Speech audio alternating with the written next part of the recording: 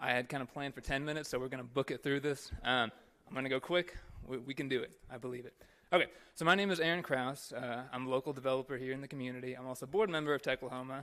I'm going to talk about my interviews with Amazon. About 3 years ago, I interviewed with one of the branches of Amazon Web Services. It was the service catalog team.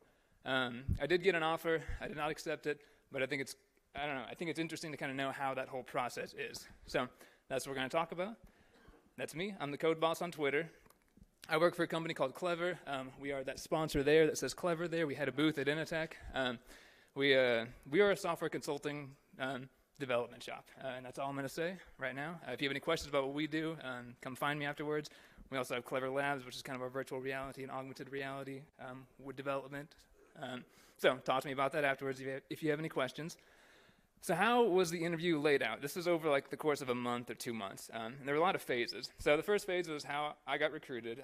Someone hit me up on LinkedIn.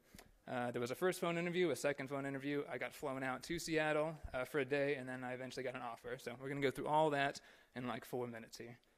So the first phase, I got recruited. I got hit up on LinkedIn by, as a lot of us do, by an Amazon recruiter. That one was special, though.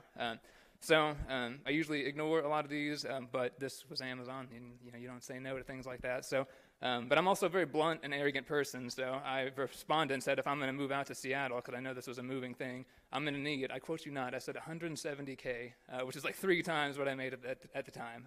Because I just wanted something, something to get said no to. They said, sure, we can work with that. Like, I was blown away. So I said, all right, let's play the game. And the whole thing was a game to me, I promise you. So they scheduled a first phone interview. It was about a week later. It was with the guy who would have been my manager. And it was really not a technical interview. It was pre-scheduled. It was an hour long. I think it went over it was like an hour and 10 minutes. Not much development talk, more about my personality, what I do, genuine talking. There were some dumb situational questions like, have you ever had a time where you disagreed with your boss? And I'm not a fan of those, but I guess I get why they do them.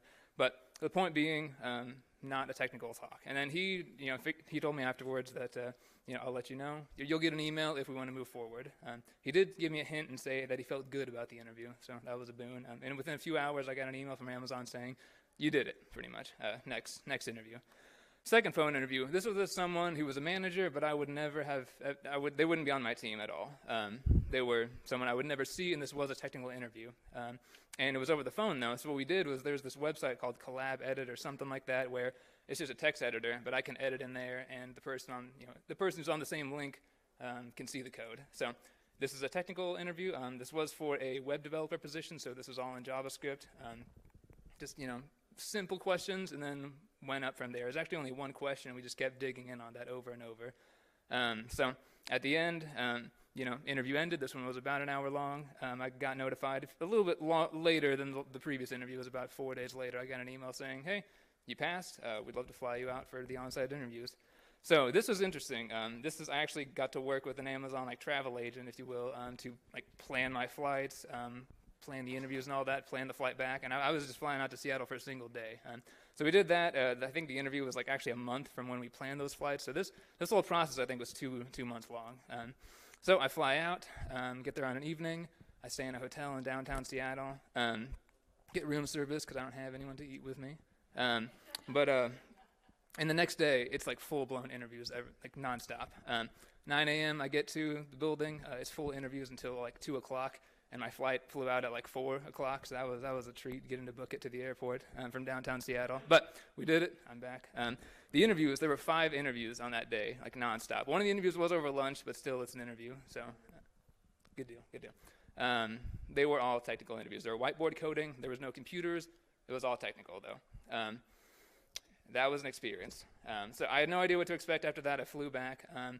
And within a few days, I got the offer. That was, until now, everything had been a game. But I got the offer. It was not for $170,000. It was for significantly less than that, but more than I make right now, for example. But living in Seattle, you have a whole cost of living difference.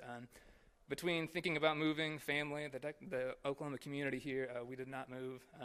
Which was the right decision for me and my family. But it was a fun experience nonetheless. That's all I got. If you want, I've got a blog post about everything. You can look it up here, learn more about Clever Labs there, and this is me. Again, that's my website. That's probably the easiest way to find my blog post, but that's it. I think we did it in time.